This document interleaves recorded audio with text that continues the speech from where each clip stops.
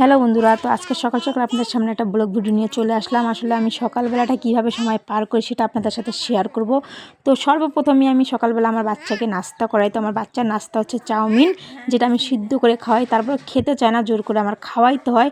তারপরে আমার বাচ্চাকে জোর করে খাইয়ে দিয়ে তারপরে আমি চলে যাব রান্নাঘরে নাস্তা তৈরি করতে। তো আজকের নাস্তা হচ্ছে রুটি আমার আর আমার শ্বশুর শাশুড়ির জন্য।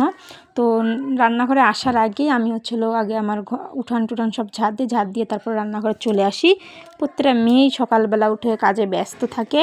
তো সকালের নাস্তা রুটি তৈরি হওয়ার পরে আমি এবার আসলাম আমার ঘরের অবস্থা দেখতেছেন আপনারা কী রকম। তো এটাকে পরিষ্কার করবো, এটা পরিষ্কার করা শেষ। এবারকার দেখেন ঘরটা কীরকম লাগতেছে। ঘর এখন আমাদের কমপ্লিট না, তারপর আমি এটাকে সবসময় সাজিয়ে গুছিয়ে রাখার চেষ্টা করি। তো এদিকে দেখেন আমার খরগোশটা কীভাবে ডাকার সঙ্গে সঙ্গে চলে আসতেছে। ও এতটাই কিউট যে বলার বাইরে। ও সবার কাছে চলে আসবে, কোনো সমস্যা নেই। তারপরে এবার সকালবেলার নাস্তা এবার আমি নাস্তা করবো চা, সবজি, ডিম আর রুটি। তো ভিডিওটা যদি আপনাদের ভালো লাগে তো অবশ্যই লাইক কমেন্ট করে জানাবেন, পাশে থাকবেন।